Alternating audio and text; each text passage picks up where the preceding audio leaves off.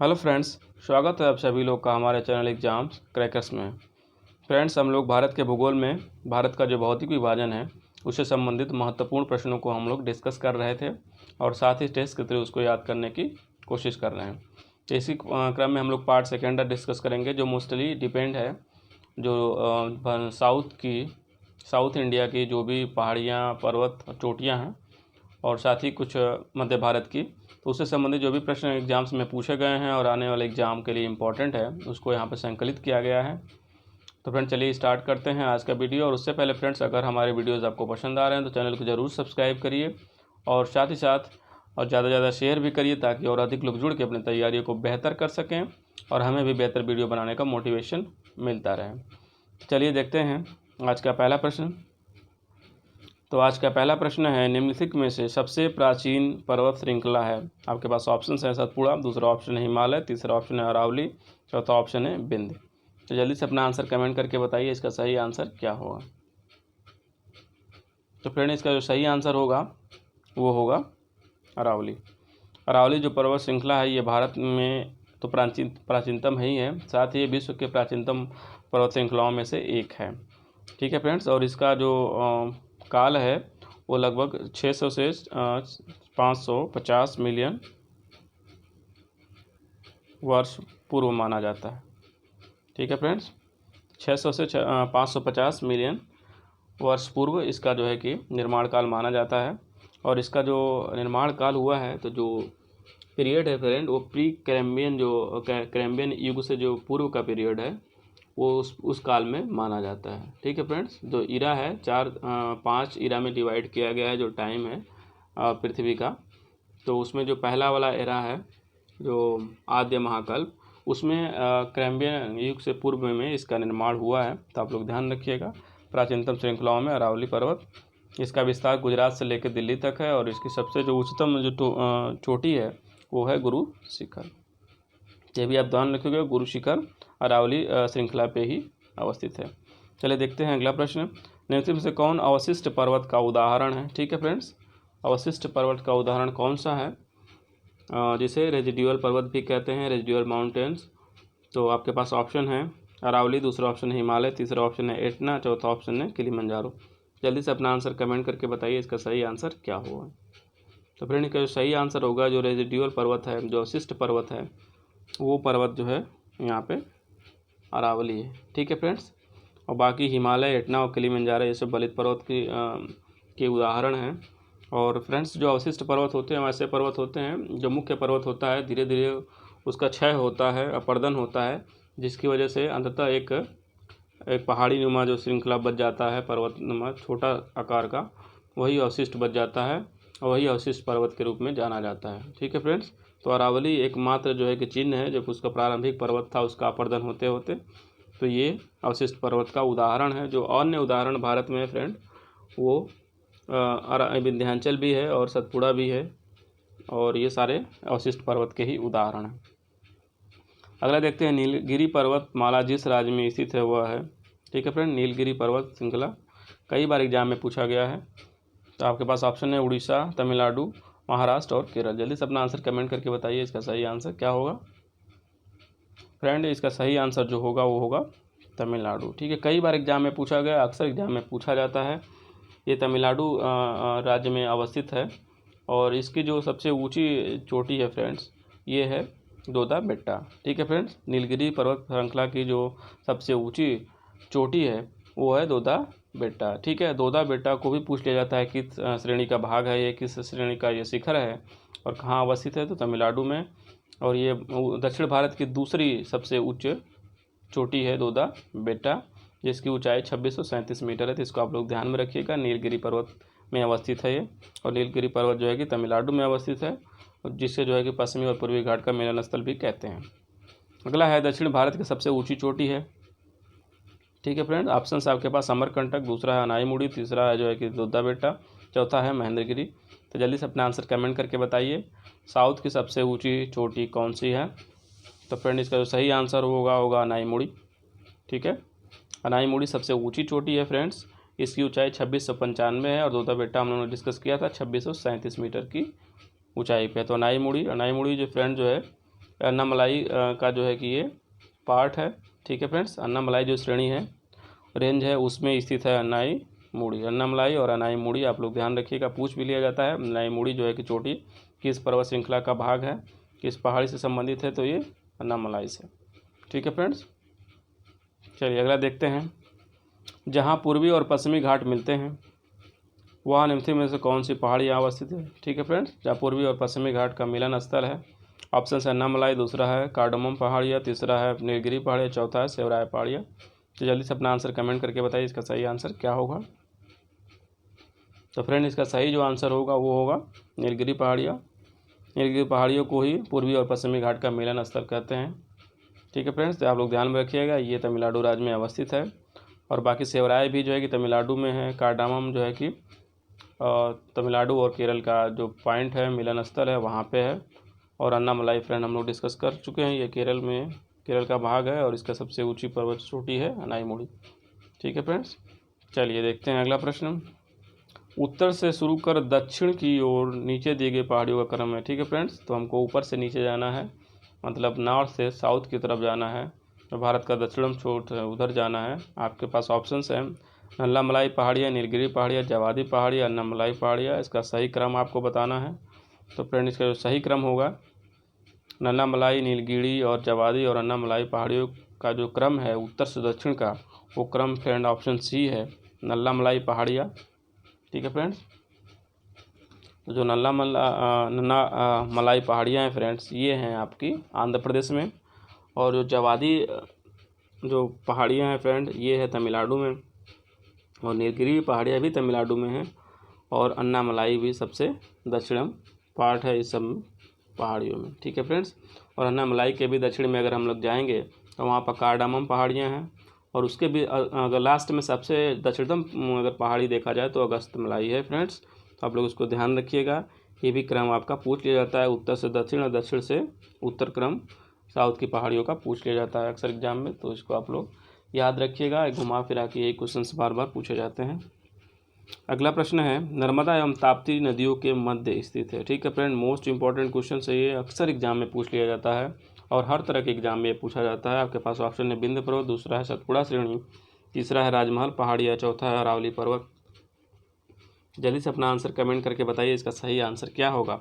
नर्मदा और जो तापी नदियाँ हैं उनके बीच में कौन सा एक पहाड़ियाँ स्थित हैं। तो फ्रेंड इसका सही आंसर होगा सतपुड़ा।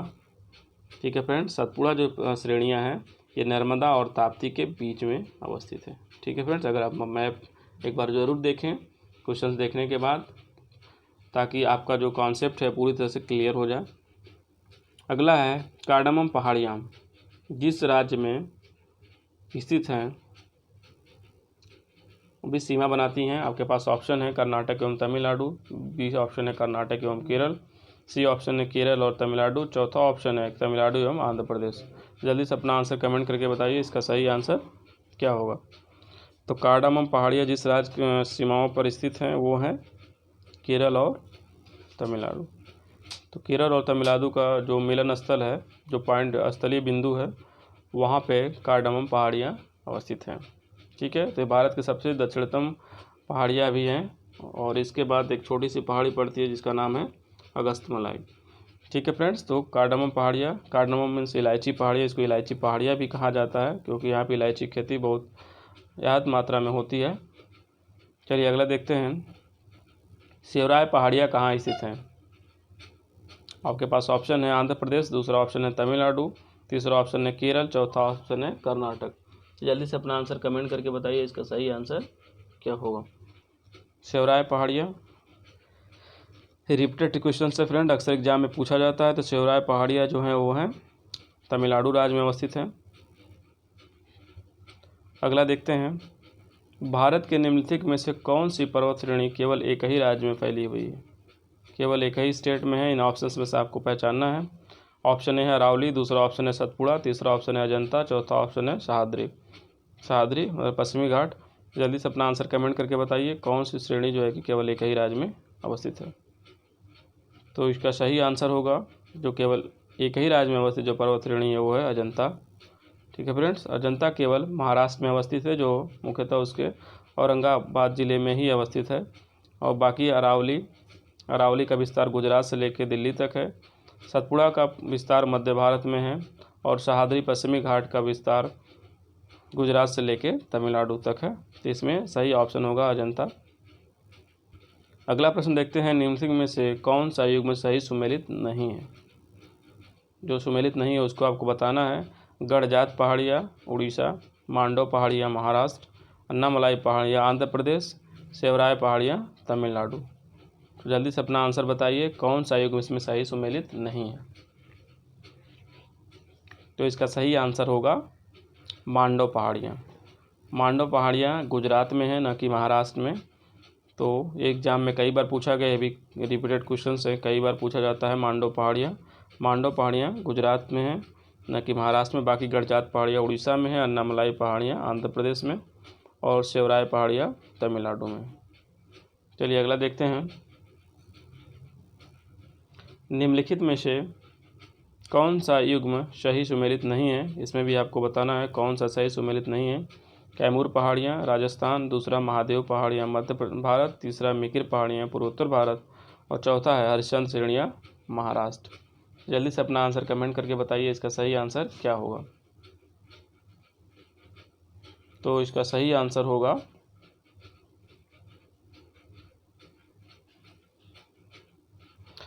तो इसका सही ऑप्शन होगा जो सही सुमेलित नहीं है।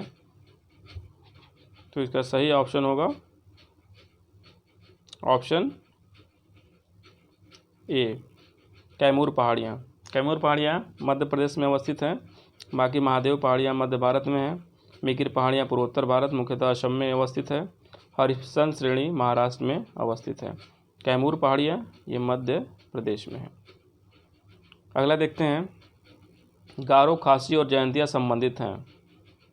इनका संबंध किससे है। गारो, खासी और जयंतिया से पहाड़ियाँ हैं, दूसरा है जनजातियाँ हैं, तीसरा है नदियाँ हैं और चौथा ए और बी दोनों हैं। चलिए से अपना आंसर कमेंट करके बताइए, गारो, खासी और जयंतिया किससे संबंधित रखती हैं। तो ये पहाड़ियाँ भी हैं और जनजातियाँ भी हैं। ठीक है फ्रेंड, जनजातियों के नाम पे पहाड़ियों का नाम है गारो, खासी और जयंतिया। ये मेघालय में अवस्थित हैं, तो इसका आप ध्यान रखिएगा। कई बार एग्जाम में पूछा गया है। अक्सर पूर्वोत्तर भारत से जो पहाड़ियों में इनका जो है कि इम्पोर्टेंट महत्व हो जाता है। अगला देखते हैं, नंदा देवी चोटी भाग है। ऑप्शन है असम हिमालय का, दूसरा ऑप्शन है नेपाल हिमालय का, तीसरा है कुमायूं हिमालय का, चौथा है पंजाब हिमालय का। जल्दी से अपना आंसर कमेंट करके बताइए। ये भी पूछ लेता है नंदा देवी किस राज्य में अवस्थित है। तो इसका सही आंसर होगा कुमायूं हिमालय। कुमायूं हिमालय उत्तराखंड राज्य में अवस्थित है। जो गढ़वाल और कुमायूं हिमालय उस अपना हिमालय का ही एक भाग है, जहाँ पे नंदा देवी चोटी अवस्थित है। जो भारत की तीसरी सबसे ऊंची चोटी है।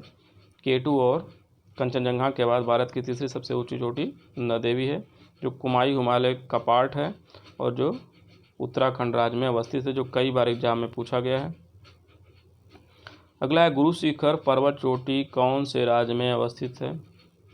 आपके पास ऑप्शन है हिमाचल प्रदेश, दूसरा ऑप्शन है महाराष्ट्र, तीसरा है राजस्थान, चौथा है मध्य प्रदेश। जल्दी से अपना आंसर कमेंट करके बताइए, गुरु शिखर पर्वत चोटी किस राज्य में अवस्थित है। तो गुरु शिखर जो पर्वत चोटी है फ्रेंड्स, वो है राजस्थान में। ये अरावली पर्वत का सबसे ऊंची चोटी है जो राजस्थान में अवस्थित है।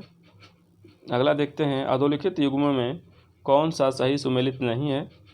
ऑप्शन है माउंट आबू, अरावली पहाड़ियाँ, दूसरा है कोडाईकनाल, अन्नामलाई पहाड़ियाँ, उटक मंडक, नीलगिरी पहाड़ी और डी है शिमला धौलाधर श्रेणी। जल्दी से अपना आंसर कमेंट करके बताइए, इसका सही आंसर क्या होगा। जो सही सुमेलित नहीं है वो है ऑप्शन बी, कोडाईकनाल। ये अन्नामलाई पहाड़ियों में अवस्थित न होके ये जो है कि पालनी पहाड़ियों में अवस्थित है। ठीक है फ्रेंड्स, तो कोडाईकनाल अन्नामलाई पहाड़ियों की बजाय पालनी पहाड़ियों पे अवस्थित है। अगला देखते हैं, पालकोंडा श्रेणियाँ अवस्थित हैं आंध्र प्रदेश में, तमिलनाडु में, केरल में, कर्नाटक में। जल्दी से अपना आंसर कमेंट करके बताइए, पालकोंडा जो हिल्स हैं वो कहाँ पे अवस्थित हैं। तो इसका जो सही आंसर होगा वो होगा आंध्र प्रदेश। ठीक है फ्रेंड्स, पालकोंडा आंध्र प्रदेश में अवस्थित है। अगला देखते हैं, महेंद्रगिरी चोटी स्थित है। महेंद्रगिरी चोटी जो शिखर है ये कहाँ पे है? पश्चिमी घाट में, पूर्वी घाट में, विंध्याचल पर्वत श्रेणी में या शिवालिक श्रेणी में? तो जल्दी से अपना आंसर कमेंट करके बताइए, इसका सही आंसर क्या होगा। तो महेंद्रगिरी चोटी है वो अवस्थित है पूर्वी घाट में। ठीक है, पूर्वी घाट में जो महानदी से लेके कृष्णा नदियों के बीच का जो विस्तार है जो पूर्वी घाट का, वही उसी में अवस्थित है महेंद्रगिरी चोटी। चलिए अगला देखते हैं, कौन सा पठार अरावली तथा विंध्य पर्वत श्रेणी के बीच पड़ता है? ठीक है, ये कई बार एग्जाम में पूछा गया है, अक्सर पूछा गया है। अरावली और विंध्य पर्वत श्रेणी के बीच में कौन सा पठार पड़ता है? आपके पास ऑप्शन है छोटा नागपुर का पठार, दूसरा ऑप्शन है तेलंगाना का पठार, तीसरा ऑप्शन है मालवा का पठार, चौथा ऑप्शन है बस्तर का पठार। जल्दी से अपना आंसर कमेंट करके बताइए, इसका सही आंसर क्या होगा। अरावली और विंध्य पर्वत श्रेणी के बीच कौन सा पठार पड़ता है? तो इसका सही आंसर होगा मालवा का पठार। ठीक है, अरावली जो गुजरात से स्टार्ट होती है दिल्ली तक जाती है, और विंध्य पर्वत श्रेणी जो गुजरात से स्टार्ट होती है नीचे वाले पोर्शन से, और ये मध्य प्रदेश तक विस्तारित है। तो इसका सही आंसर होगा मालवा का पठार, इन दो पहाड़ियों के बीच में पड़ता है। तो फ्रेंड्स, आज का वीडियो कैसा लगा कमेंट करके ज़रूर बताइए, और साथ ही साथ चैनल को सब्सक्राइब करिए, शेयर करिए और लाइक्स भी ज़रूर करिए। और पीडीएफ के लिए हमारे टेलीग्राम चैनल एग्जाम्स क्रैकर को ज़रूर ज्वाइन करिए, वहाँ पे सारे वीडियोज़ के पीडीएफ अवेलेबल हैं। तो थैंक यू फ्रेंड्स, मिलते हैं नेक्स्ट वीडियो में।